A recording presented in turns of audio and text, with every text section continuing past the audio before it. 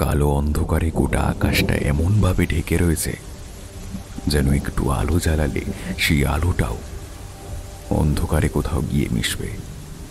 শুধু অন্ধকার নয়, চারপাশ থেকে ভেসে আসা হাওয়ার শব্দ, আর তার সাথে মাঝে মাঝে আকাশ বাতাস বিচ্ছুরিত হয়ে আসা বিদ্যুতের ঝলকানি। টুপটাপ করে বৃষ্টি অনেকক্ষণ ধরে পড়ে যাচ্ছে, কিন্তু এই অপূর্ব ভয়ঙ্কর দৃশ্যটা দেখার জন্য গ্রামের এই পথে রাতের বেলায় কোনো জনপ্রাণী অবশিষ্ট নেই। আর সেটা থাকবেই বা কেন? এই বর্ষার গভীর রাতে এখানে যে কোনো মানুষই আসতে চায় না। শুধু রাতের বেলা কেন, দিনের বেলাও এই স্থানটায় কেউ আসতে চাইলে যত তাড়াতাড়ি সম্ভব পার হয়ে যায়।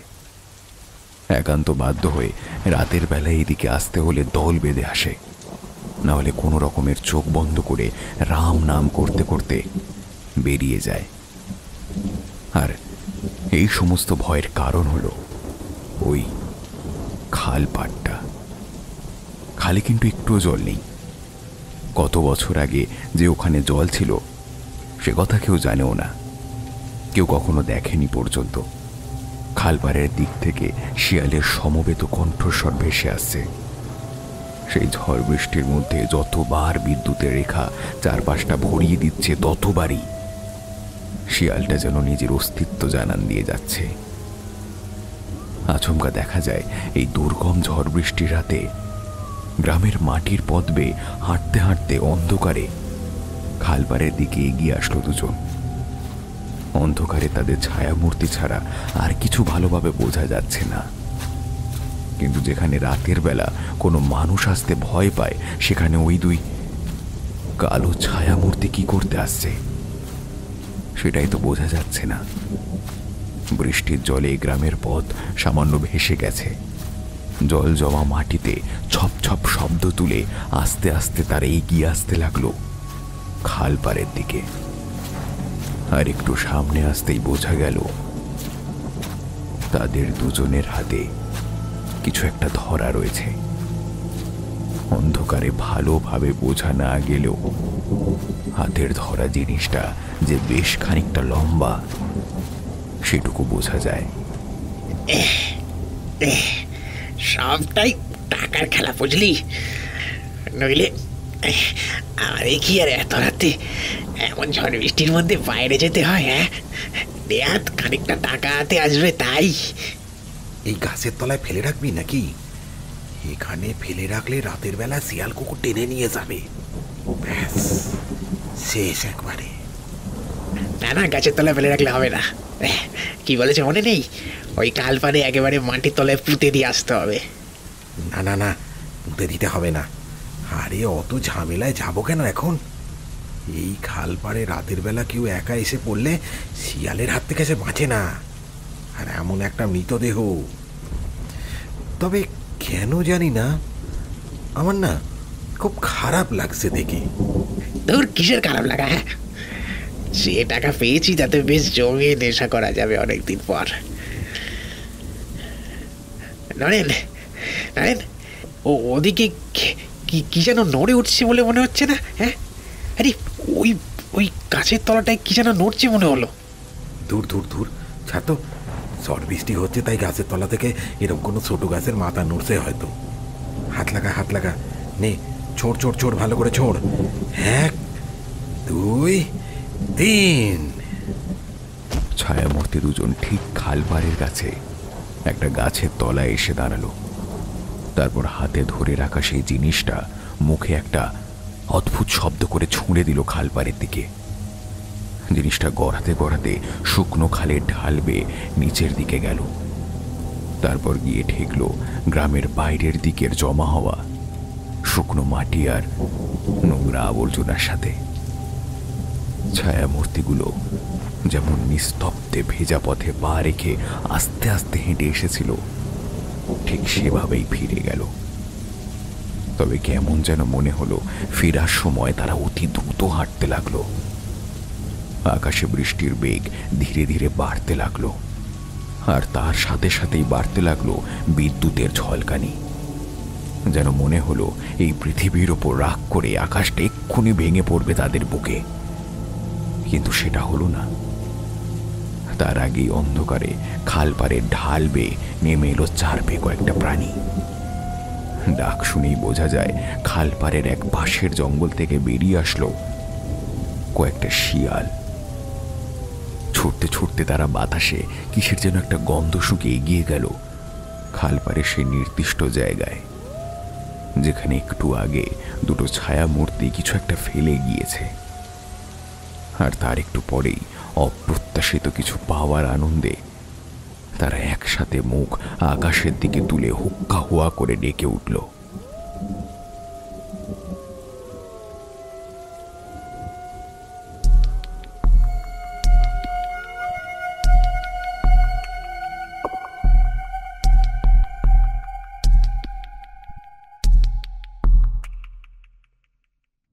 শুনুন আরেকটি রোমহর্ষক গা শিউড়ে ওঠা গল্প কাহিনী। ওরাকাড়ার এবারের পরিবেশন সুকান্ত দাশের কলমে অতৃপ্ত অশরীরী। গল্পটি আপনাদের কেমন লাগলো কমেন্ট বক্সে কিন্তু অবশ্যই জানাবেন। আমরা সাধ্যমতো চেষ্টা করি আপনাদের মন মতো গল্প পাঠ করার। আপনাদের কী ধরনের গল্প পছন্দ সে সম্পর্কেও আমাদের অবশ্যই জানাবেন। আর গল্পটি ভালো লাগলে বন্ধু পরিজনবর্গের মধ্যে শেয়ার করতে কিন্তু ভুলবেন না। যারা যারা চ্যানেলটি এখনও সাবস্ক্রাইব করেনি তাদের কাছে অনুরোধ রইল, প্লিজ চ্যানেলটি সাবস্ক্রাইব করে দিন।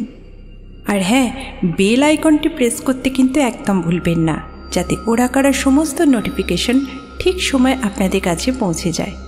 আসুন তাহলে শুনে নিই ওরাকাড়া সাসপেন্স স্টোরি চ্যানেলের এবারের পরিবেশন সুকান্ত দাশের কলমে অতৃপ্ত অশরীরী।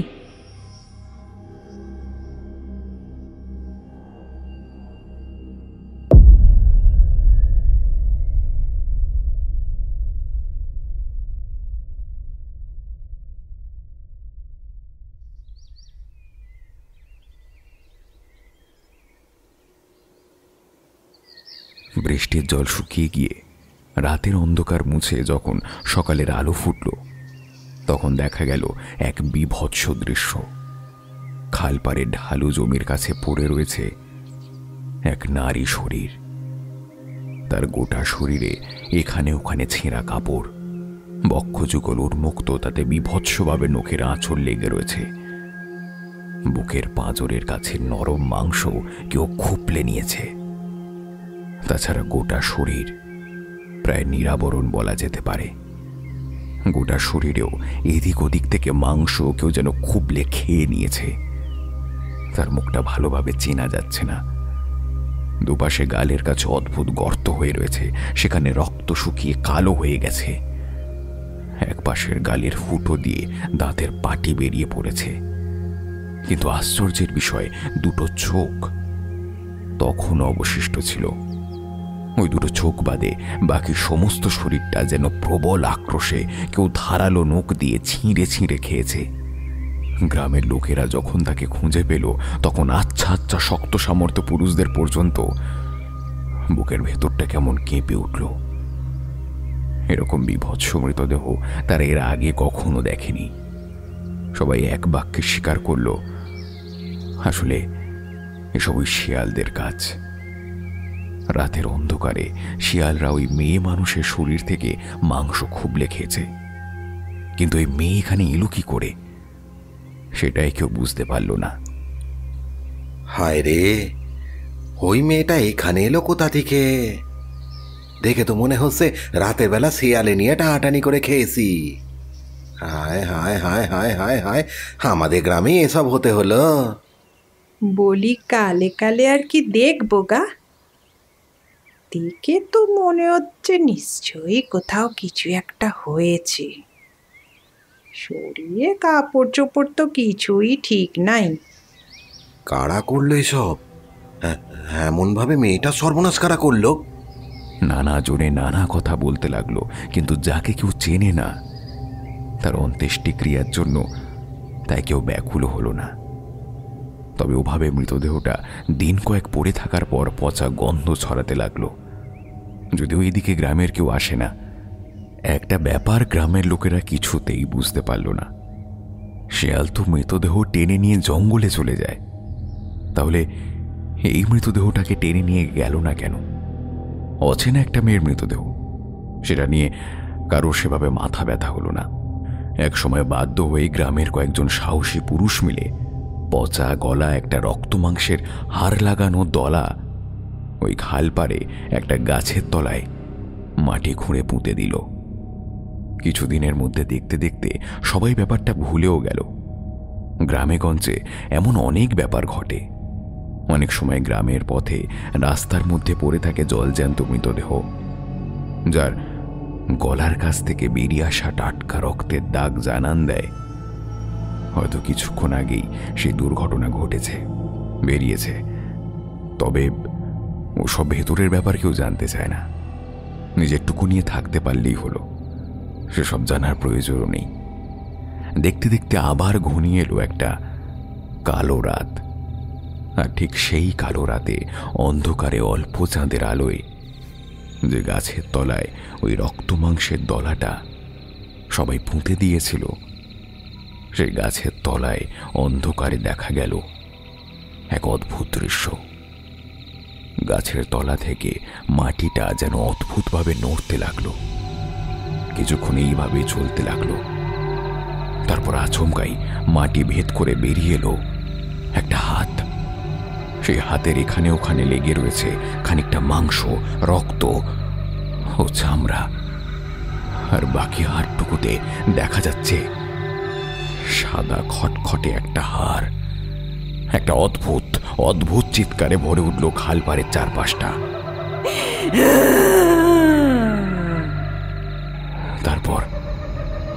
তারপর সব কিছু শান্ত হয়ে গেল, আবার আগের মতোই।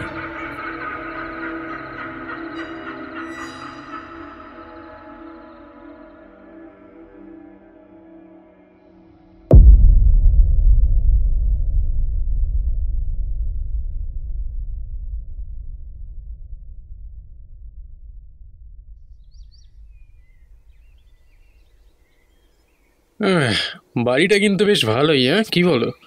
এমন একটা বাড়ি যে বাবা কি করে খুঁজে পেলেন সেটাই বুঝতে পারছি না। আরে তোমার বাবা তো অধিককার মানুষ, তো সেসব জানবে না তো কি আমরা জানবো?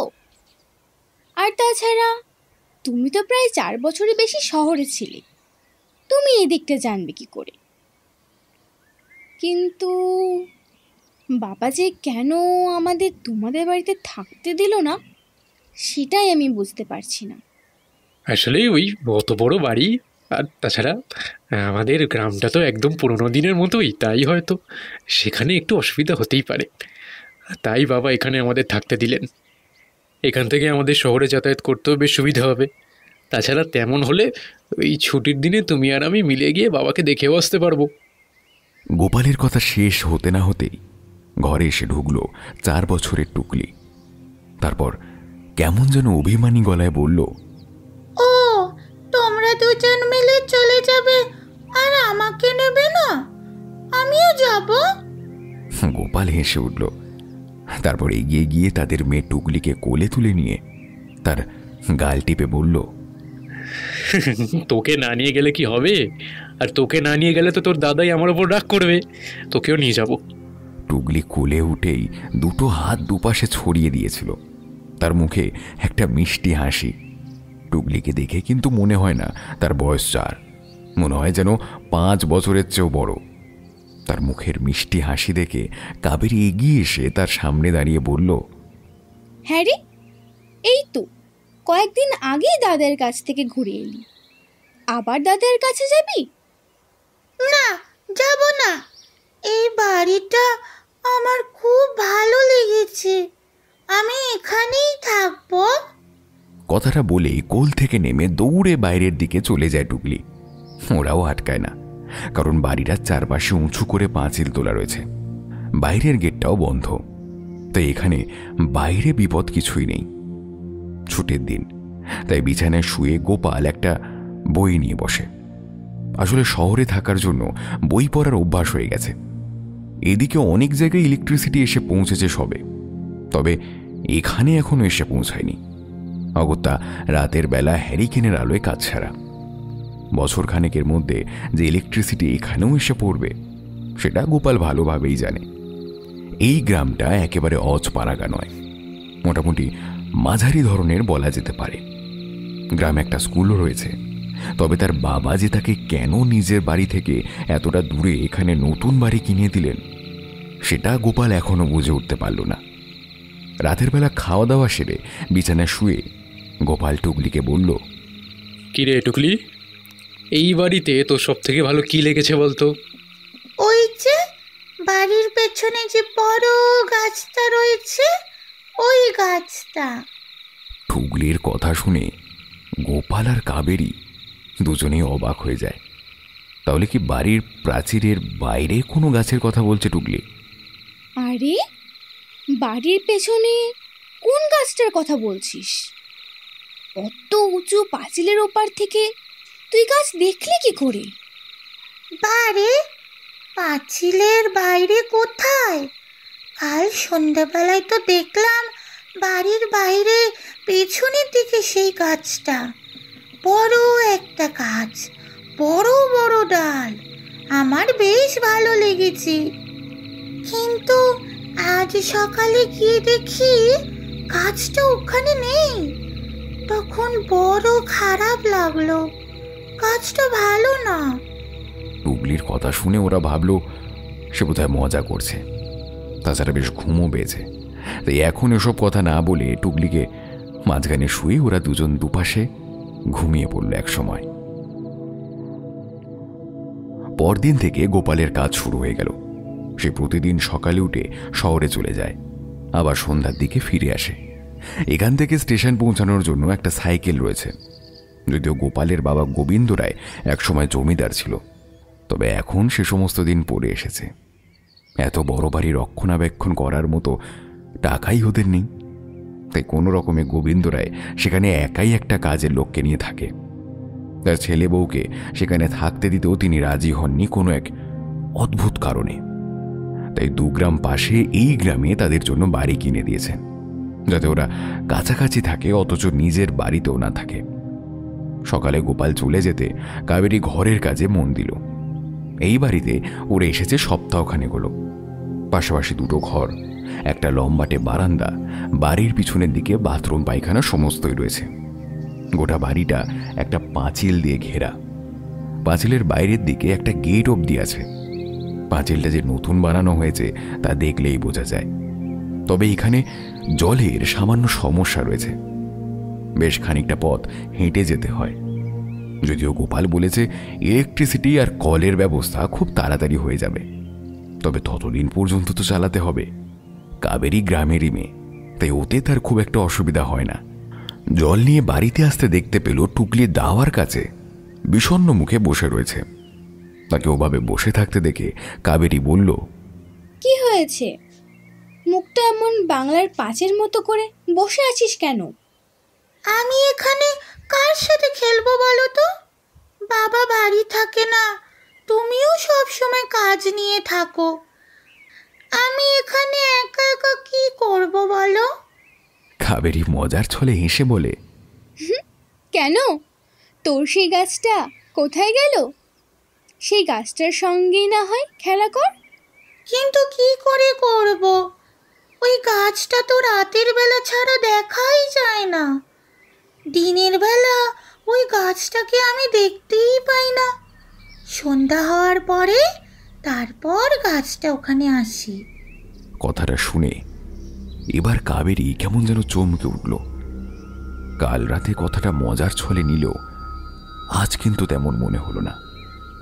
টুকলি খুব একটা মিথ্যে কথা বলে না, মাঝে মাঝে মজা করে বটে, তবে সেটা তার মুখ দেখলেই বোঝা যায়।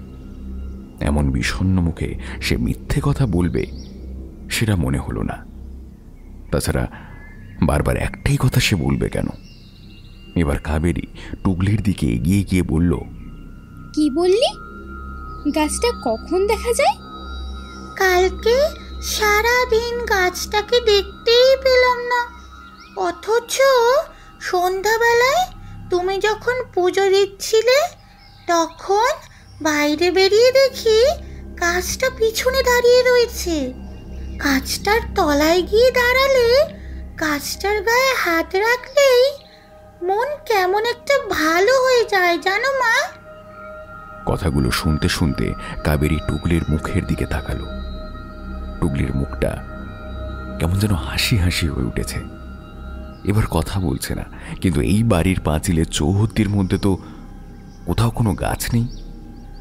কাবেরী তাড়াতাড়ি টুকলিকে বারান্দা থেকে তুলে নেয়, তারপর তার সাথে পিছনের দিকে হাঁটতে হাঁটতে গিয়ে বলে, কোথায় দেখেছিস ওই গাছটা? টুকলি বাড়ির ঠিক পিছনের দিকে পাঁচিলের একটা কোণায় আঙুল দেখিয়ে বলে, ওই তো ওখানেই ছিল। আবার আবার রাতের বেলা দেখতে পাওয়া যাবে, এখন দেখতে পাওয়া যাবে না। কাবেরী কিন্তু আর নিজেকে সামলাতে পারে না। তাড়াতাড়ি মেয়েকে কোলে তুলে নিয়ে ঘরের ভেতরে সে ঢুকে পড়ে। তারপর ধরাম শব্দ করে দরজাটা বন্ধ করে দিয়ে মেয়েকে বিছানার উপর বসিয়ে কাঁপা কাঁপা গলায় বলে, ওই গাছের তলায়, ওই গাছের তলায় তুই কাউকে দেখেছিস? কথাটা শুনে টুকলি এবার কেমন অবাক হয়ে যায়। এমনিতে মায়ের অবাক হওয়া মুখ দেখে সে কেমন যেন একটু ভয় পেয়ে গেছিল। এবার তার মায়ের মুখে এমন কথা শুনে সে একটা হাত রাখে মায়ের গালের ওপর, তারপর বলে, হ্যাঁ, একটা মেয়ে ওই গাছের তলায় দাঁড়িয়ে থাকে। আমি গেলে আমার সাথে কিন্তু কথা বলে না, চুপ করে দাঁড়িয়ে থাকে পিছনের দিকে ঘুরে। তারপর হাঁটতে হাঁটতে চলে যায় কোথায় যেন একটা। কাবেরী আর পারে না, শক্ত করে চেপে ধরে টুকলিকে, তারপর আগের মতোই ভয় পাওয়া গলায় বলে, তুই যাবি না, তুই রাতের বেলা ঘরের পিছনে যাবি না। ওই গাছটা ভালো না মা। কেন ওই গাছটা ভালো না? আমার তো ওখানে গেলে ভালোই লাগে মা, তাহলে কেন যাব না মা? কাবেরী আর নিজেকে সামলাতে পারে না, কেমন যেন ভয়ে ভয় খোলা জানলা দিয়ে ঘরের পেছনের দিকে ঠিক সেই জায়গাটাতেই তাকায় যেখানে টুকলি আঙুল দেখিয়েছিল।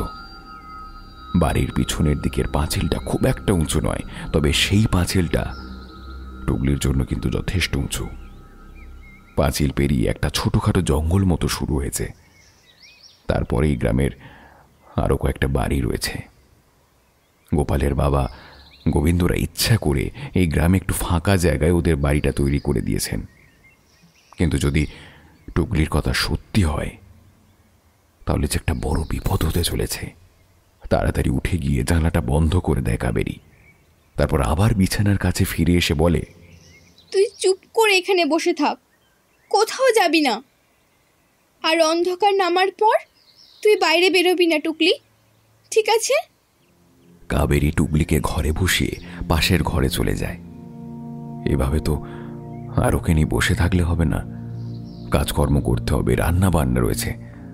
আর তাছাড়া অন্ধকার নামার পরেই তো সেই গাছটাকে দেখতে পায়, অন্ধকার নামার আগে তাহলে কোনো ভয় নেই। কথাটা ভাবতে ভাবতে নিজের কাজে মন দিল। ব্যাপারটা কেমন যেন মাথার মধ্যে থেকে যায় কাবেরীর।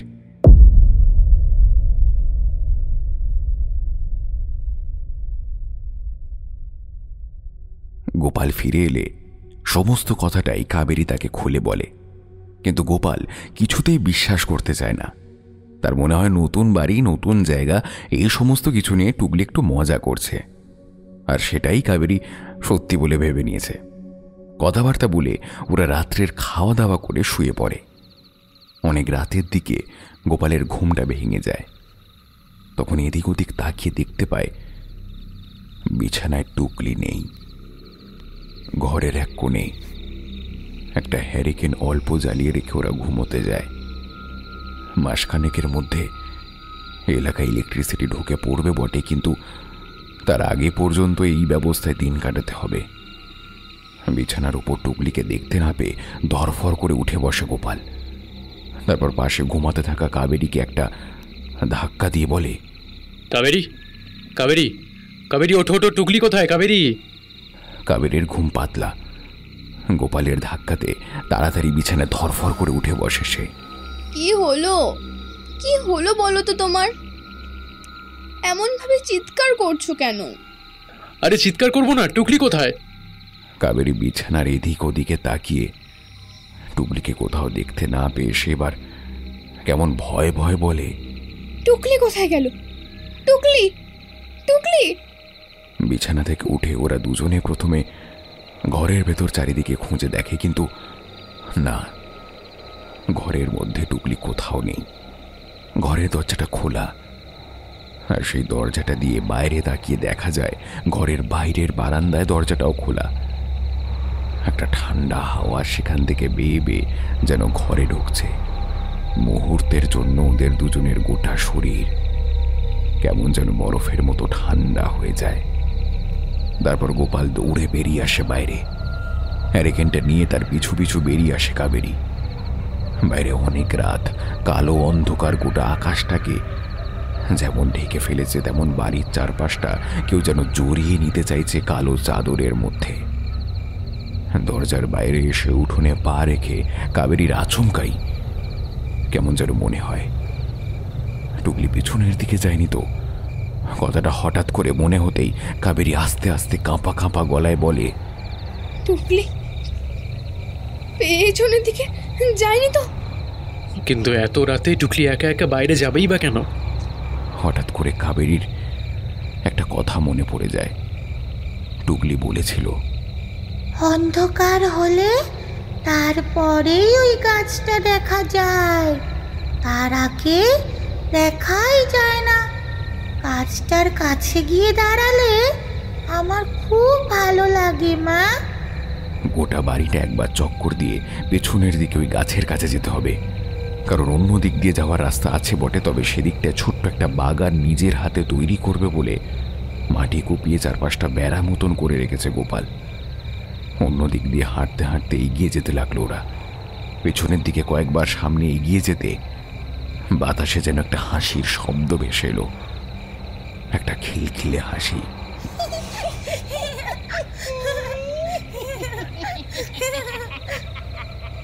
হাসিটা যে টুকলি ছাড়া অন্য কারোর হতে পারে না সেটা ওরা স্পষ্ট বুঝতে পারছিল। কিন্তু আরেকটা হাসির শব্দ কার? টুকলির হাসির শব্দ ছাপিয়ে যে হাসিটা শোনা যাচ্ছে সেটা কেমন যেন অদ্ভুত, যেন হাসিটা চারপাশের বাতাসটাকে আশ্রয় করে ছিটকে এসে পড়ছে ওদের কানে। গোপাল কিন্তু সেদিকে গুরুত্ব দিচ্ছিল না। কাবেরী পেছন থেকে গোপালের কাঁধের কাছটা চেপে ধরে বলল, ওই ওই হাসিটা, ওই হাসিটা কার? গোপাল অবাক হয়ে পেছনের দিকে ঘুরে তাকিয়ে বলল, হাসি? কোন হাসিটার কথা বলছো? আরে তুমি শুনতে পাচ্ছ না? তুমি শুনতে পাচ্ছ না পেছনে? কথাটা বলতে গিয়ে হঠাৎ করে থমকে যায় কাবেরী। হাসিটা যদি সত্যি পিছনের দিক থেকে শুনতে পাওয়া যায়, তাহলে ওরা তো বাড়ির পিছন দিকে যাচ্ছে। তাহলে কি সামনের দরজার কাছে দাঁড়িয়ে কেউ হাসছে? কথাটা মনে হতে পিছনের দিকে মুখ ঘুরে তাকিয়ে দেখতে যায় কাবেরী, আর দেখতে পায় ঠিক ঘরের দরজার কাছে একটা লম্বা কালো ছায়া মূর্তি দাঁড়িয়ে রয়েছে।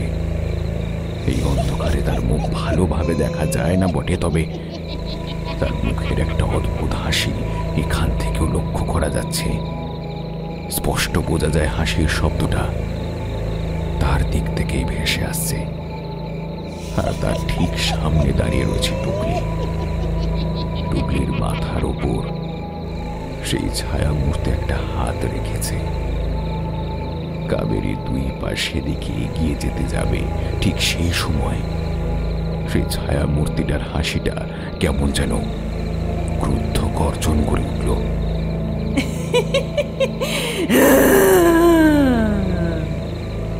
আর তার হাতের একটা হ্যাঁচকা টানে টুকলির মাথাটা ধর থেকে একদম আলাদা করে দিল। সে ফিনকি দিয়ে রক্ত ছিটিয়ে পড়ল চারিদিকে। প্রচন্ড ভয় কাঁপতে কাঁপতে কাবেরী পিছনের দিকে হাত বাড়িয়ে গোপালকে ডাকতে গেল, কিন্তু পাশে তাকিয়ে দেখলো কোথায় গোপাল। গোপাল কোথায়? তার চারপাশে কোথাও কেউ নেই। কালো অন্ধকার যেন জীবন্ত একটা আকাশের মতন তাকে গিলে নিতে ছুটে আসছে। তার হাতে ধরা হ্যারিকেনটাই বা কোথায় গেল? সামনে তাকিয়ে দেখতে পেল সেই কালো ছায়া মূর্তি টুকলির মাথাটা একটা হাতে ধরে আস্তে আস্তে তুলে দিচ্ছে নিজের মুখের দিকে। কিন্তু তার চেয়ে অবাক কাণ্ড, টুকলির মুন্ডহীন শরীরটা একবার করে এগিয়ে আসছে তার দিকে আর বলছে, মা মা, অন্ধকার হলে তারপরে ওই গাছটাকে দেখা যায়। কাবেরী দু হাতে তার কান চেপে ধরে একটা চিৎকার করে ওঠে। না! তারপর বুঝতে পারে তাকে ধরে কেউ ঝাঁকাচ্ছে। চোখ খুলতেই কাবেরী দেখতে পায় গোপাল তার মুখের ওপর ঝুঁকে রয়েছে। তার এক পাশে টুকলি ছোট্ট ছোট্ট হাতে তার কপালের ওপর হাত বুলিয়ে দিচ্ছে। ধরপড় করে বিছানার উপর উঠে বসে কাবেরী। কাবেরী, কি হয়েছে? হ্যাঁ, ঘুমের মধ্যে চিৎকার করে উঠলে কেন? আর টুকলি টুকলি বলছিলে না, তাই তো মনে হলো। কাবেরী ধরফর করে বিছানার উপর উঠে বসে। তার গোটা শরীর ঘামে ভিজে গিয়েছে। দরজার দিকে তাকিয়ে দেখে দরজাটা আগের মতোই বন্ধ রয়েছে। টুকলিও বোধহয় গোটা ব্যাপারটায় কেমন যেন ভয় পেয়ে গেছে। তার মুখে একটা ভয়ের ছাপ। টুকলিকে তাড়াতাড়ি জড়িয়ে ধরে কাবেরী বলতে থাকে, তুই একা একা কোথাও যাবি না, রাতের বেলাও না, দিনের বেলাও না, মনে থাকবে? টুকলি আর কি করে, সে বেচারা এমনিতেই ভয় পেয়েছে। তারপর মায়ের এমন কথা শুনে একদম অবাধ্যতা না করে মাথা নাড়িয়ে সম্মতি জানায় সে রাতে কাবেরী গোপালকে আর কিচ্ছু খুলে বলে না। বলে একটা খারাপ স্বপ্ন দেখেছি, কিন্তু ব্যাপারটার মধ্যে যে কোনো একটা সম্পর্ক সত্যি আছে সেটা কাবেরী বুঝতে পারে।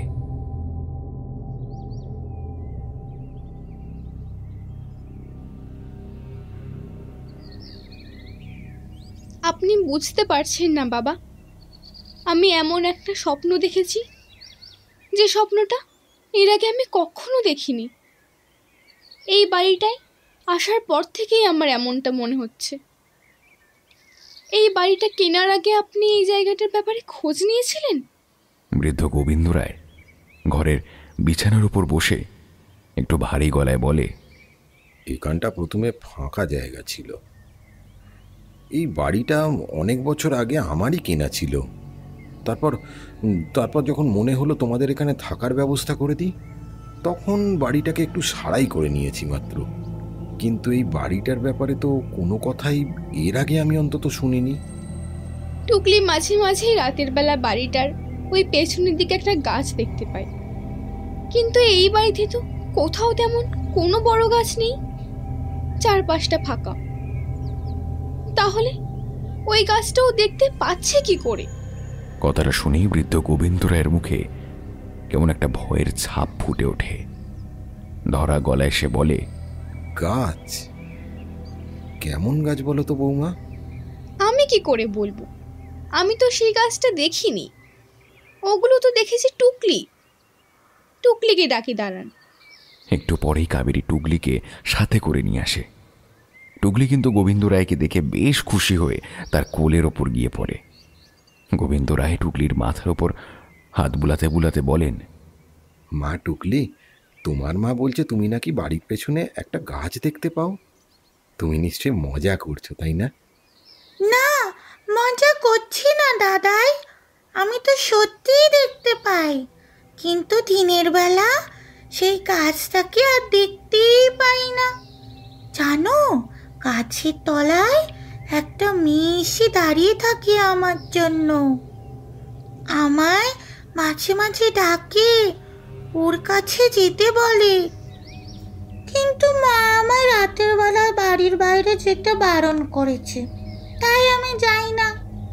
কথাটা শুনে হঠাৎ করেই গোবিন্দ রায়ের মুখটা কেমন যেন কালো হয়ে যায়।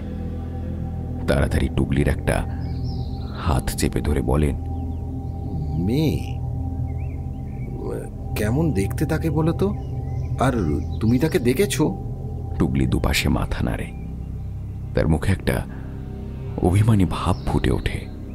ওর মুখটাই তো আমি দেখতে পাই না, অন্ধকারে দাঁড়িয়ে থাকে, তাই মুখ দেখাই যায় না। তবে ওর গলা আমি শুনেছি, আমায় গাছের কাছে গিয়ে বসতে বলে। গাছের তলায় গিয়ে বসলে মনে হয় বেশ ভালো লাগছে। দেখো মা, রাতের বেলা বাড়ি থেকে বাইরে কোথাও বেরিও না। নতুন জায়গা, সব কিছু ভালো নয় এখানে। রাতের বেলা অনেক কিছু বেরোতে পারে, আর তাছাড়া সাপখোপও তো থাকতে পারে। টুকলি এমনভাবে মাথা নাড়ায় যেন কথাটা সে বুঝতে পেরেছে। তারপর ছুটতে চলে যায় বাইরের দিকে। কাবেরী ধরা গলায় বলে, শুনলেন তো বাবা, শুনলেন তো? আর আমি স্বপ্নে দেখেছি। গোবিন্দ রায় হাত তুলে কাবেরীকে থামিয়ে দেন। তারপর বলেন, ও সব কিছু নয়, নতুন জায়গা। আর তাছাড়া এতদিন তো তোমরা কাছেই ছিলে, এখন এখানে নতুন করে এসে থাকতে শুরু করেছো, আর সারাদিন তো একা একা এখানেই থাকো। আর টুকলি তো বাচ্চা নয়, ও এসব যা বলে তার আবার কোনো মানে হয় নাকি?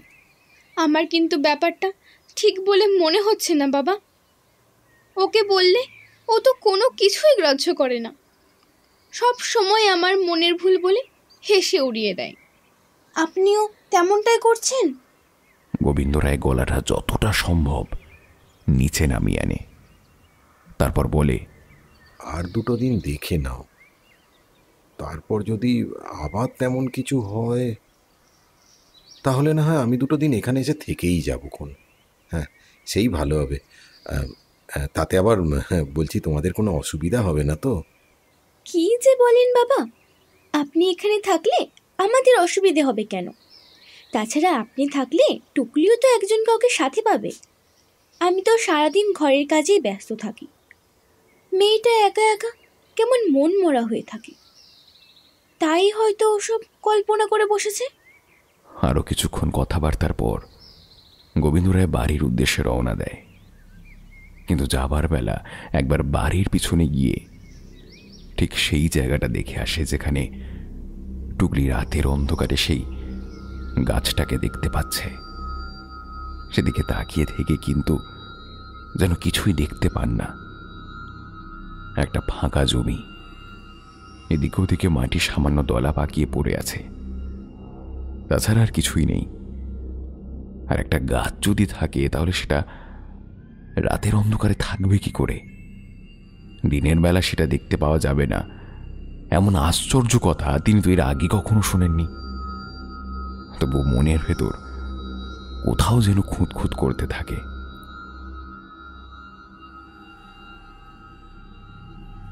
হ্যাঁ রে টুকলি, তুই না বলেছিলি রাতের বেলা গাছটাকে দেখা যায়?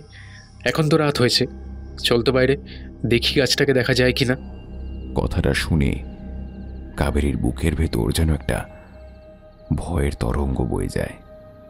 সে একরকম চিৎকার করে বলে ওঠে, এসব কি বলছো তুমি? আমি যত পারছি ওকে রাতের বেলা বাড়ি থেকে বেরোতে বারণ করছি, আর তুমি ওকে নিয়ে এখন ওই গাছটা দেখতে যেতে চাইছো? যে গাছটা নেই সেটা দেখবেই বা কি করে? আর শুধু শুধু মেয়েকে এভাবে প্রশ্রয় দিচ্ছ কেন? আরে না না, তুমি বুঝতে পারছো না। গাছটা যখন নেই তাহলে ওকে নিয়ে পেছন দিকে গেলে হবেটা কি? একবার গিয়ে দেখেই আসি না, তাহলেই তো হবে। কাবেরী আর বাধা দেয় না। হ্যারিকেনটা তুলে নিয়ে গোবিন্দ টুকলির একটা হাত ধরে হাঁটতে হাঁটতে পেছনের দিকে যায়। বাইরে অন্ধকার নেমে এসেছে তখন। ঠান্ডা হাওয়াটা আজ কেমন যেন থমকে গিয়েছে। টুকলির মুখে একটা হাসি ফুটে ওঠে। হাসতে হাসতে সে এগিয়ে যেতে যেতেই বলে, দেখবে বাবা, ওই মেয়েটাও গাছের নিচে থাকবে।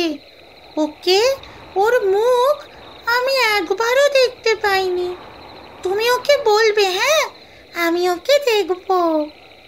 গোপাল টুকলিকে নিয়ে বাড়ির পেছনের দিকে এগিয়ে দাঁড়ায়, ঠিক যেখানে সেদিন দিনের বেলা টুকলি আঙুল দেখিয়েছিল।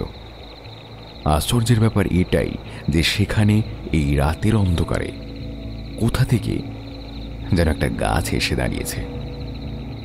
গাছের কাছটা এসে দাঁড়াতেই হঠাৎ করে একটা দমকা হাওয়ায় গোপালের হাতের হ্যারিকেনটা নিভে যায়।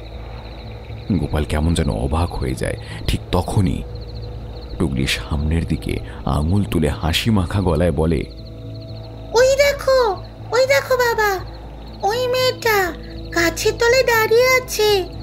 আমাকে আমাকে হাত তুলে ডাকছে। বাবা, বাবা, আমি যাই ওর কাছে। কখন যে টুকলি হাঁটতে হাঁটতে গাছের তলায় গিয়ে দাঁড়িয়েছে গোপাল তা বুঝতেও পারেনি। তার এতদিনের বিশ্বাস, জ্ঞান সবকিছু যেন এক নিমেষে কোথায় হারিয়ে গিয়েছে। যেখানে আজ বিকেল পর্যন্ত একটাও গাছ ছিল না, এমনকি সন্ধ্যাবেলা বাড়িতে ঢোকার সময়ও সে কোনো গাছ দেখেনি, সেখানেই আধার রাতে একটা গাছ এলো কোথা থেকে? গোপালের ঘোর কাটে কাবেরীর চিৎকারে।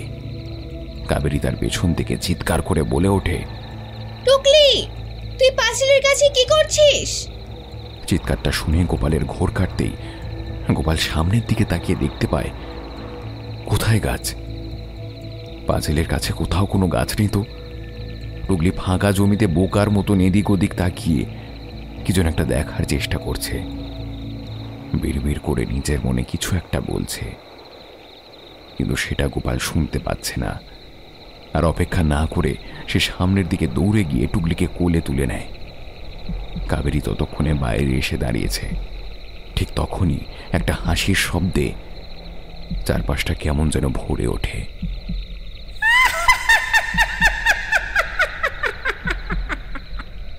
কাবেরী বুঝতে পারে স্বপ্নে এই হাসির শব্দটাই সে শুনতে পেয়েছিল সেদিন রাতে। গোটা রাত ওরা দু চোখের পাতা এক করতে পারে না। টুকলিকে মাঝখানে ঘুম পাড়িয়ে রেখে ওরা একরকম জেগেই রাতটা কাটিয়ে দেয়। ভোরবেলা গোপাল বাড়ি থেকে বেরিয়ে যাওয়ার আগে কাবেরীকে বলে যায় আজকেই বাবাকে এখানে ডেকে আনতে।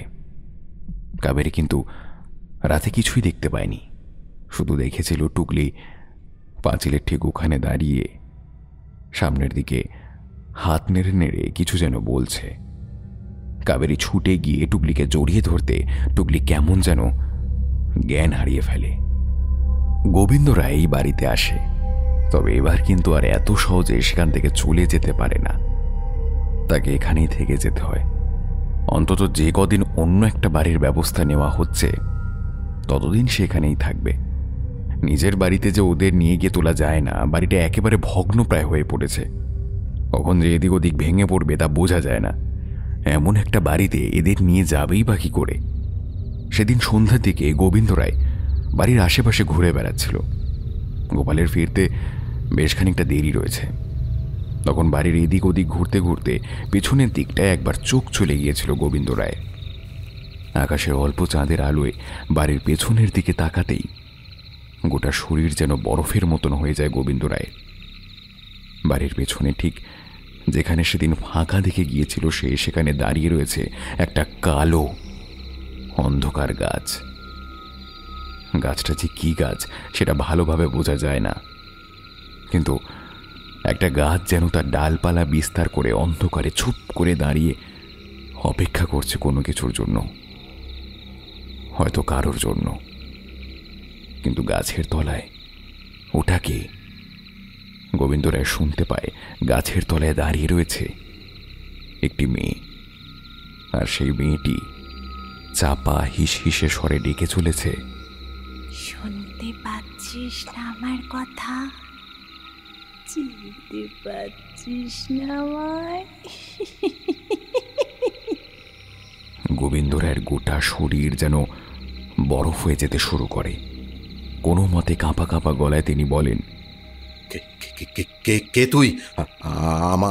আমার নাতনির পিছনে পড়েছিস কেন বল? হ্যাঁ হ্যাঁ, এখানে তো কোনোদিনই কোনো গাছ ছিল না, তাহলে এখানে এখানে এমন একটা গাছ এলো কি করে? হ্যাঁ হ্যাঁ, কে তুই? হ্যাঁ হ্যাঁ, এখানে যে কোনো গাছ নেই, এখানে শুধু আমি রয়েছি। আমি, দেখ দেখ। কথাটা বলার সাথে সাথেই সেই গাছের ডালপালা অদ্ভুতভাবে নড়তে শুরু করে, আর তার সাথে সাথেই একটা লম্বা ডাল যেন এগিয়ে আসতে শুরু করে গোবিন্দ রায়ের দিকে। গোবিন্দ রায় ভয় পেয়ে পেছনের দিকে দৌড়াতে যাবে, এমন সময় তার পাটা জড়িয়ে ধরে সেই ডালটা। কিন্তু সেটা কি আদৌ কোনো ডাল? যেন মনে হচ্ছে একটা থকথকে রক্ত মাংসের দলা তার পাটা জড়িয়ে ধরেছে। তারপর তার পা টেনে টেনে পেছনের দিকে নিয়ে যাচ্ছে।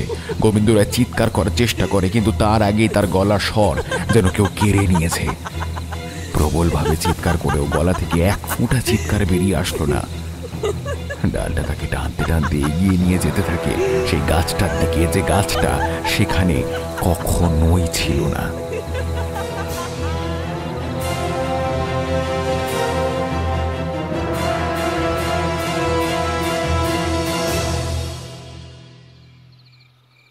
ওদিকে বেশ কিছুক্ষণ পরে কাবেরীর মনে পড়ে ঘরের মধ্যে তার শ্বশুর মশাই নেই।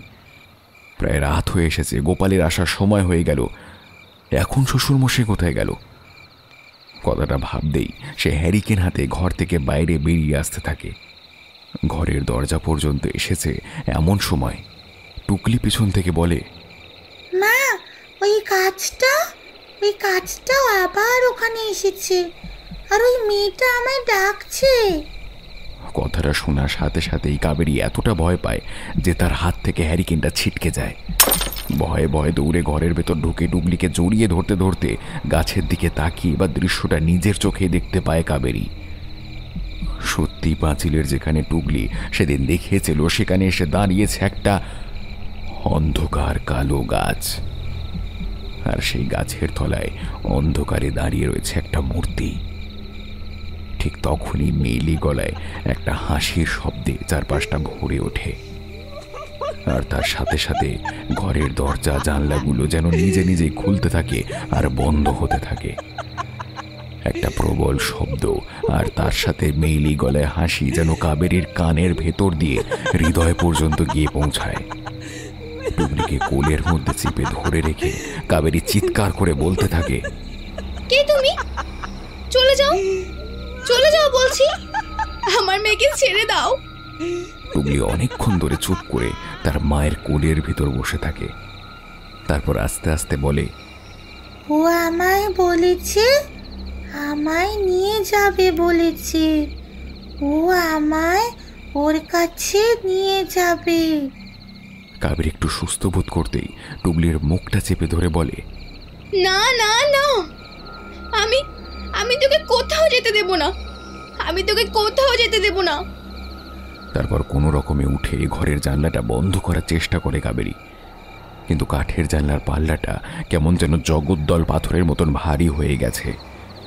নিজের অজান্তেই তার চোখ চলে যায় বাড়ির পিছনে সেই দিকটায়। কিন্তু কোথায় সেই গাছ, কোথায় সেই গাছের তলায় দাঁড়িয়ে থাকা ছায়া মূর্তি? পেছনের দিকটা চাঁদের আলোয় ভেসে যাচ্ছে, আর সেখানে মাটির ওপর কি যেন একটা পড়ে আছে না? ব্যাপারটা দেখেই কাবেরীর বুকের সমস্ত রক্ত যেন জল হয়ে আসে। সঙ্গে সঙ্গে তার মনে পড়ে যায় তার শ্বশুর মশাই একটু আগে পর্যন্তই ঘরের মধ্যে ছিল, কিন্তু তাহলে সে কোথায় গেল? টুকলিকে বিছানার ওপর বসিয়ে দিয়ে কাঁপা গলায় কাবেরী বলল, তুই এখানে চুপ করে বসে থাকবি, তোর দাদাই কোথায় গেল আমি দেখে আসছি। তোর বাবা এখনো কেন আসছে না সেটাই বুঝতে পারছি না। টুকলি বিছানার উপর চুপটি করে বসে থাকে। আসলে কি হচ্ছে সে বুঝতে পারে না। জানলা দিয়ে বাইরের দিকে তাকিয়ে এবার গাছটাকে সে নিজেও দেখতে পায় না। কাবেরী ঘরের দরজা কোনো রকম ভিজিয়ে দিয়ে উঠোনের কাছে গিয়ে দাঁড়ায়। হ্যারিকেনটা তুলে নিয়ে বাড়ির পিছনের দিকে হাঁটতে শুরু করে। বারবার তার মনে হচ্ছে একটু আগে যে গাছটাকে সে দেখতে পেয়েছে সেই গাছটা কোথায় গেল, আর ওই গাছের কাছে মাটিতে কি পড়ে আছে। একটা অদ্ভুত সম্ভাবনা তার মাথায় উঁকি দেয়, কিন্তু সেটা সে ঝেড়ে ফেলে দিতে চায়। গলা তুলে ডাকে, বাবা, বাবা, তুমি কোথায়? এবার সেই পিছনের দিকে মাটির ওপর পড়ে থাকা কালো অন্ধকার দিক থেকে একটা গোঙানির শব্দ ভেসে আসে, যেন অতি কষ্টে কেউ বলছে, আমি এখানে মা। কথাটা শুনে আর স্থির থাকতে পারে না কাবেরী। তাড়াতাড়ি একরকম দৌড়ে পেছনের দিকে সেই জায়গাটায় যায়, আর যেতেই যেটা দেখতে পায় তাতে তার গোটা শরীর একবার থর থর করে কেঁপে ওঠে। এই কি অবস্থা হয়েছে বাবার! তার গোটা শরীর রক্তে ভেসে যাচ্ছে। গোটা শরীরটা থেকে কেউ যেন খাবলা খাবলা করে মাংস তুলে নিয়েছে। তার দুটো চোখ বাদে আর কোনো কিছুই ভালোভাবে বোঝা যায় না। দুগালের কাছে দুটো গর্ত, সেই গর্ত থেকে ভেতরে দাঁত পর্যন্ত দেখা যাচ্ছে। যেন মনে হচ্ছে তার শরীরের অর্ধেক মাংস কেউ তুলে নিয়েছে আর অবশিষ্ট শরীরটাকে ফেলে গেছে এখানে। গোঙানির শব্দটা আবার বেরিয়ে আসে গোবিন্দ রায়ের মুখ থেকে। কাউকে ছাড়বে না, কাউকে ছাড়বে না মা। তোরা তোরা কাল আমার বাড়িতে চলে যা মা, এখান থেকেই চলে যা। কাল সকাল হলেই বেরিয়ে যাস মা। ও ও ও কাউকে ছাড়বে না মা। কাবেরী এবার গুঙিয়ে কেঁদে ওঠে, মাটির উপর আছড়ে পড়ে বলে, কিন্তু বাবা, তোমার এই অবস্থা কি করে হলো? কাবেরী কিছু বলার আগে পিছন থেকে একটা পায়ের শব্দ শোনা যায়। একটা প্রবল ভয়ে, আতঙ্কে পাথর হয়ে যাওয়া কাবেরী কোনো মতে পেছনের দিকে আস্তে আস্তে মুখ ফিরিয়ে দেখতে পায়। একটা ছায়া মূর্তি আস্তে আস্তে এগিয়ে আসছে তার দিকে। যখন একদম কাছে এসে পড়েছে, কাবেরীর মুখ থেকে একটা চিৎকার বেরিয়ে আসতে যাবে, সে দু হাতে নিজের মুখটা চেপে ধরেছে। এমন সময়, কি হয়েছে কাবেরী? তুমি এরকম ভাবে বসে আছো কেন? আর ওইটা কি? কাবেরী আর পারে না, কাঁদতে কাঁদতে বলে ওঠে, বাবা, বাবা আর নেই। গোপাল কথাটা বুঝতে পারে না। সামনে রাখা হ্যারিকেনটা তুলে নিয়ে দুপা সামনের দিকে এগিয়ে যেতেই গোপাল ছিটকে আসে পেছনের দিকে। ততক্ষণে গোবিন্দ রায় শেষ নিঃশ্বাস বেরিয়ে গেছে। তার শরীরটা মরা মাছের মতন একভাবে তাকিয়ে রয়েছে গোপালের দিকে। গোটা শরীরটা রক্তে ভেসে যাচ্ছে। এদিকে ওদিকে ছড়িয়ে পড়ে রয়েছে দলা দলা মাংস। কেউ যেন প্রবল আক্রোশে ধারালো নখ দিয়ে মাংস তুলে ছড়িয়ে ফেলেছে এদিক ওদিক। ব্যাপারটা দেখে গোপালের গা গুলিয়ে উঠল। কোনো রকমে নিজেকে সামলে নিয়ে মাটিতে বসে পড়ে দুটো হাত দিয়ে মাথা চেপে ধরল সে। ঠিক তখনই খোলা জানলার কাছে এসে দাঁড়িয়ে টুকলি বলে উঠল, মা, বাবা, ও এসেছে, ও আমার দরজার কাছে দাঁড়িয়ে আছে। আর অপেক্ষা করতে পারল না ওরা। হ্যারিকেনটা ওখানে রেখে যত তাড়াতাড়ি সম্ভব দৌড়ে গেল ঘরের ভেতর। তারপর ঘরের দরজা জানলা সমস্ত কিছু বন্ধ করে চুপ করে বসে রইল। গোটা রাতটা যেন একটা দুঃস্বপ্নের মতন কেটে গেল। রাতে প্রবল ঝড় বৃষ্টি হলো, আর তার সাথে মাঝে মাঝে বাজ পড়ার শব্দ। ঘরের মধ্যে বসে থাকা টুকলি বারবার বাজের শব্দে কেমন যেন চমকে উঠেছিল। বাইরে পড়ে রয়েছে গোপালের বাবা গোবিন্দ রায়ের মৃতদেহটা, কিন্তু তার চেয়ে বেশি যেন এখন নিজেদের জীবনের দাম। এই রাতে বাড়ির বাইরে গেলে তারা নিজেরা যে আর বেঁচে ফিরতে পারবে না, সেটা ওরা ভালোভাবে বুঝতে পারছে। শুধু একবার মাত্র কাবেরী কোনো রকমে বলল, বাবা বলছিল ও ফিরে এসেছে, কিন্তু কার কথা বলছিল বুঝতে পারলাম না। আর ওই গাছটা আমি নিজেও দেখেছি।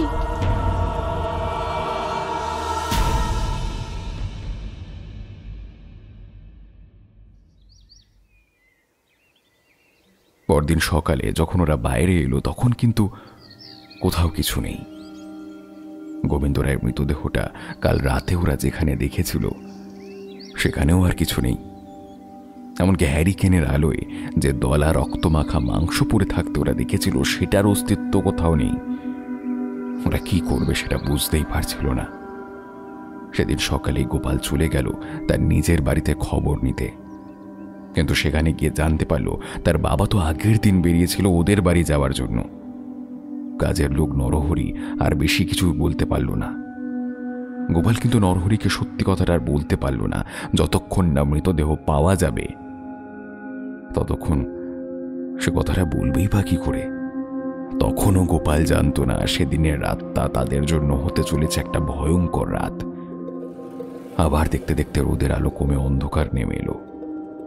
সেদিন রাতে দৃঢ় প্রতিজ্ঞ হয়ে রইল গোপাল, ওই গাছের তলায় আসলে কে আসে আর গাছটা কোথা থেকে আসে সেটা সে জানবেই। কাবেরী তাকে বারবার বারণ করলো, সে কোনো কথা শুনল না। অন্ধকার নেমে আসতেই ঘরের মধ্যে কাবেরী আর টুকলিকে রেখে ঘরের দরজা বাইরে থেকে বন্ধ করে দিল। তারপর নেমে এলো বারান্দার কাছে। হাতের মধ্যে রাখা হ্যারিকেনটা নিয়ে উঠোনের এদিক ওদিক ঘুরতে ঘুরতে বারবার গোপালের মনে পড়ে যাচ্ছিল শহরে যাওয়ার আগের কথা। কিন্তু কেন জানি না শহরে যাওয়ার আগে যে কি হয়েছিল তার কোনো কথাই তার ভালোভাবে মনে নেই। ছোটবেলার কথা তার মনে আছে। তারপর আজ থেকে 5 বছর থেকে 6-7 বছর মাঝে 2-3টে বছরের কোনো কথা তার মনে নেই। অনেক চেষ্টা করেছে সে মনে করার, কিন্তু কিছুতেই মনে পড়েনি। মাঝে মাঝে মনে হয় যেন ওই 3টে বছর কেউ রাবার দিয়ে মুছে দিয়েছে। তার কোনো স্মৃতি তার মাথার মধ্যে নেই। ওই গাছটা আর ওই গাছের তলায় দাঁড়িয়ে থাকা ছায়া মূর্তিটাকে প্রথম দিন দেখি তার কেমন যেন মনে হয়েছিল সেই ছায়া মূর্তিটা তার অনেক চেনা।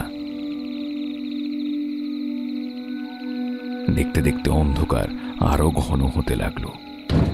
ঘরের ভেতর থেকে কাবেরী দরজার উপর ধাক্কা দিতে দিতে বলল, ওরকম করো না, ওরকম করো না, দরজা খুলে দাও, দরজা খুলে দাও, ঘরের ভেতরে এসো, বাইরে থেকো না।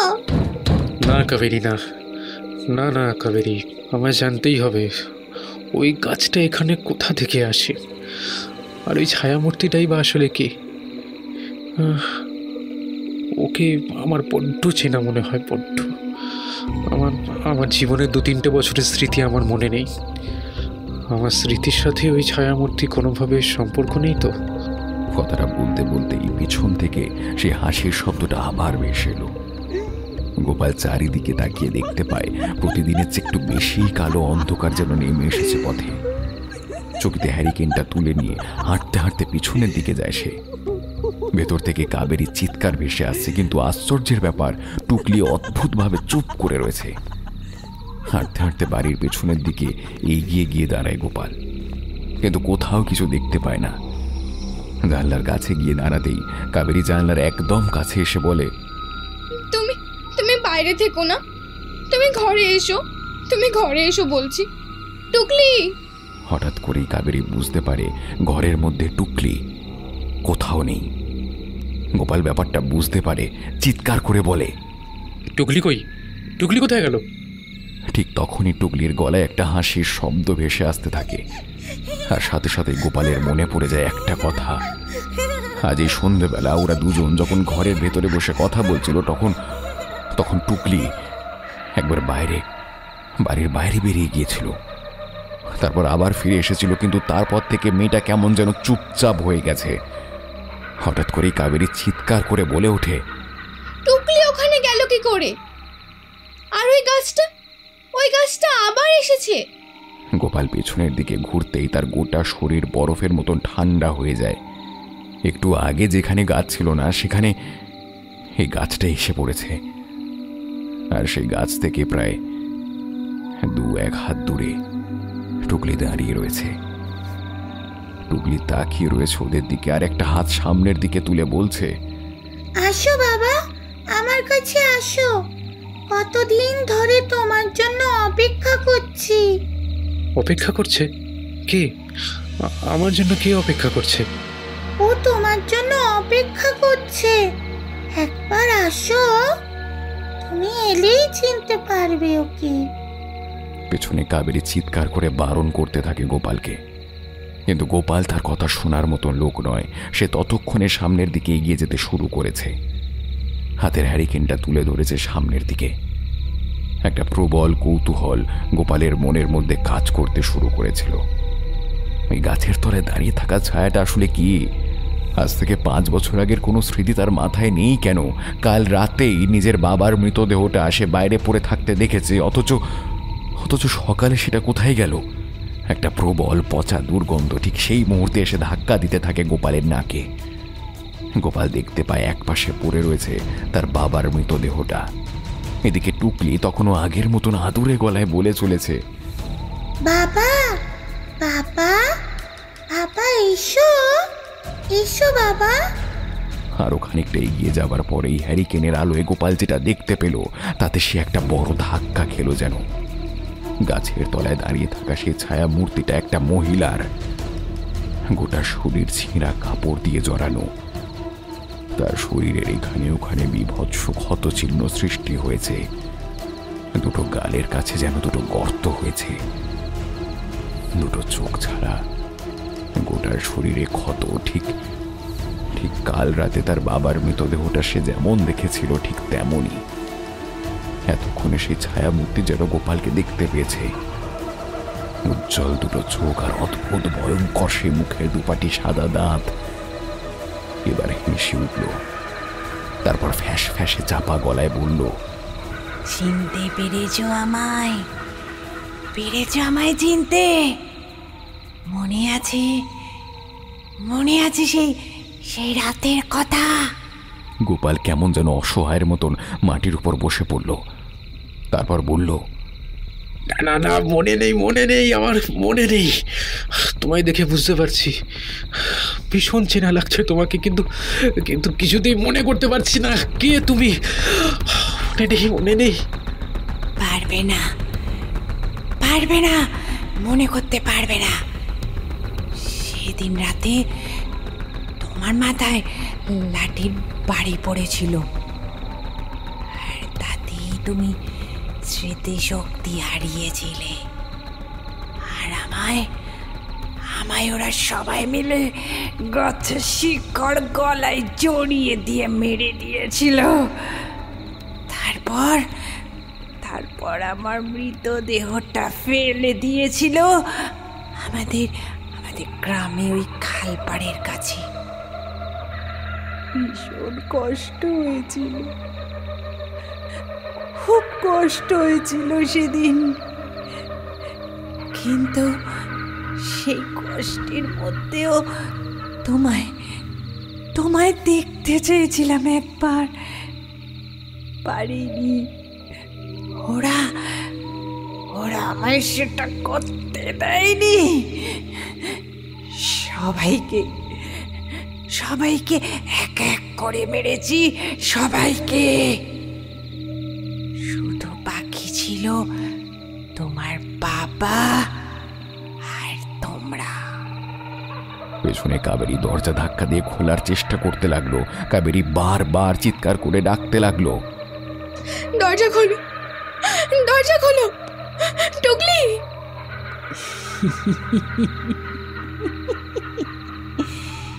অনেক দিন ধরে অপেক্ষা করছি তোমাদের ফিরে আসার, অনেক দিন ধরে। আর আজ যখন সুযোগ পেয়েছি, আজ তোমাদের সবাইকে আমি নিয়ে যাব, সবাইকে। আর তোমায় তোমায় আমি আমার সাথে নিয়ে যাব। কিন্তু কিন্তু আমার মেয়েটা তোমার কি ক্ষতি করেছে? আর আমার বউ? তোমার যে আমার সাথে বিয়ে হওয়ার কথা ছিল, আর আর এখন তুমি বিয়ে করে ভালো থাকবে, সেটা যে আমি হতে দেব না, কিছুতেই হতে দেব না।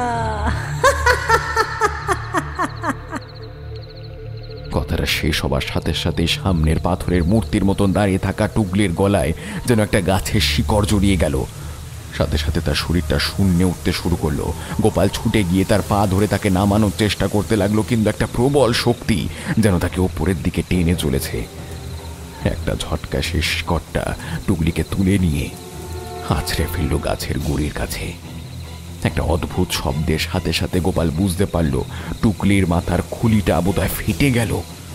গোপাল আর সহ্য করতে পারল না, মাটিতে লুটিয়ে পড়ল। আর তারপরেই বুঝতে পারল কতগুলো লিকলিকে সরু শিকড় যেন আস্তে আস্তে তার দিকে এগিয়ে আসছে। আর তার সাথে সাথেই তার দিকে এগিয়ে আসছে সেই ছায়া মূর্তি। মাথার মধ্যে প্রবল একটা চাপ পড়তে শুরু করেছে গোপালের।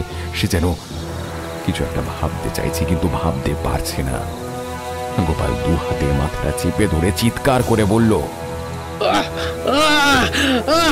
পারছি না, আর পারছি না, আমি আমি আমি পারছি না, আমি পারছি না, আমি পারছি না, আমি আমি কিছুতেই মনে করতে পারছি না কে তুমি।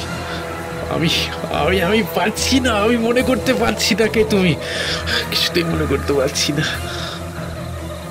যখন সে ছায়ামূর্তি হাঁটতে হাঁটতে গোপালের একদম কাছে এসে পড়েছে, তখন গোপালের চারপাশ থেকে ফ্যাস ফ্যাসে গলায় শব্দ ভেসে এলো, আমি জবা। এদিকে কাবেরীর ধাক্কাতে দরজাটার বাইরে ছিটকিনিটা কোনো রকমে আলগা হয়ে খুলে পড়েছিল। দরজাটা খুলে দৌড়ে বাড়ি থেকে বেরিয়ে আসতে গোপালের চিৎকারটা শুনতে পায়। যখন দৌড়ে পেছনে গিয়ে দাঁড়ায় কাবেরী,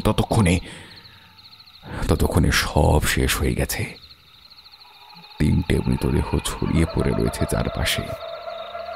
কাবেরী এবার মাটির উপর বসে চিৎকার করে বলতে থাকে, কে তুই? কে? আর আমার এত বড় সর্বনাশ তুই কেন করলি? ধীরে ধীরে সেই ছায়া মূর্তি হাঁটতে হাঁটতে এগিয়ে আসতে থাকে কাবেরীর দিকে। পেছনে সেই গাছটাও তখনও সেখানেই রয়েছে। গাছটা এখন আগের থেকে বড় বলে মনে হচ্ছে। গাছের থেকে লম্বা হতে থাকা একটা ডাল আস্তে আস্তে এগিয়ে আসে কাবেরীর দিকে। আচমকায় তার বুকের ঠিক মাঝখানে ছুরির ফলার মতন বিঁধে দেয়। মৃত্যুর আগের মুহূর্তে কাবেরী শুনতে পায় সেই ছায়া মূর্তি বলছে, মরার আগে আমি প্রতিজ্ঞা করেছিলাম, কাউকে আমি ছাড়ব না, কাউকে না। আজ আমার সেই প্রতিজ্ঞা পূরণ হলো। আমি আজ থেকে মুক্ত, আমি আজ থেকে।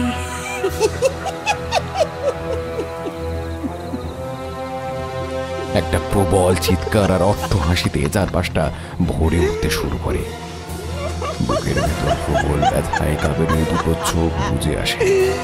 ঠিক তখন একটা হুড়মুড় শব্দ করে গাছটাকে ভেঙে পড়তে দেখেন। তারপরে গোটা গাছটা যেন হাওয়ায় মিলিয়ে যায় কোথায়।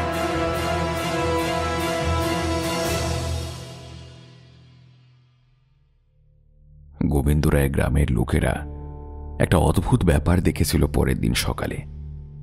সেই শুকিয়ে যাওয়া খাল পারে, যেখানে আজ থেকে অনেক বছর আগে জবার মৃতদেহটা শিয়ালে খেয়েছিল, ঠিক সেখানেই পড়ে রয়েছে 4টি মৃতদেহ। 4টি মৃত শরীর থেকে কেউ যেন মাংস খুবলে তুলে নিয়েছে। সবাই দেখে এক বাক্যে স্বীকার করল এ নিশ্চয়ই শেয়ালে খেয়েছে। কিন্তু 4টি মৃতদেহ একইভাবে এক রাতের মধ্যে ওখানে এলো কি করে তা কেউ বুঝতে পারল না। তবে তার সাথে আরো একটা ব্যাপার ঘটেছিল। খালপাড়ের একটা বড় পুরনো গাছ সেই রাত্রের মধ্যে ভেঙে পড়েছিল শিকড় শুদ্ধ। গাছটা শুকিয়ে এসেছিল বহু বছর আগে, কিন্তু কোন এক অদ্ভুত কারণে দাঁড়িয়েছিল পাথরের মতো। সেই এক রাতের মধ্যে শিকড় শুদ্ধ সেই গাছটাকে উপড়ে ফেলল কে, সেটা গ্রামের লোকেরা বলতে পারেনি। তবে এই সমস্ত কিছুর একটা আন্দাজ করতে পেরেছিল গোবিন্দরায়ের বাড়ির কাজের লোক নরহরি। আজ থেকে প্রায় 5 বছর আগে ঘটে যাওয়া একটা বীভৎস ইতিহাসের যে সমাপ্তি হলো, সেটা সে বুঝতে পেরেছিল। কিন্তু সেসব কথা কাউকে বলা যায় না। পুরনো কাজের লোক নরহরি গোটা ব্যাপারটা জানত, কিন্তু নিজের মনের মধ্যেই লুকিয়ে ফেলেছিল চিরজীবনের মতন।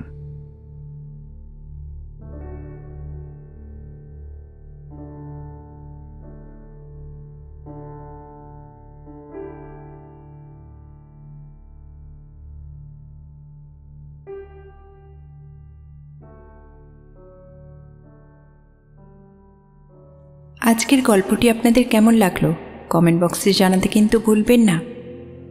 আপনাদের ভালোবাসায় আর সহযোগিতায় আমরা একটু একটু করে এগিয়ে চলেছি। আপনাদের কী ধরনের গল্প পছন্দ সেটাও আমাদের অবশ্যই জানাবেন, যাতে আপনাদের মনোরঞ্জন করে আমরা আপনাদের এই ভালোবাসার হাত সারা জীবন পেতে পারি। গল্পটি ভালো লাগলে অবশ্যই সবার সঙ্গে শেয়ার করবেন। আজ তবে এতটুকুই থাক। আগামী সপ্তাহে আমরা আবার চেষ্টা করব আরেকটি গা ছমছম করা ভৌতিক গল্প নিয়ে হাজির হবার। শীতের মরশুমে আপনারা সকলে সুস্থ থাকুন, ভালো থাকুন আর অবশ্যই সঙ্গে থাকুন ওরা কারা।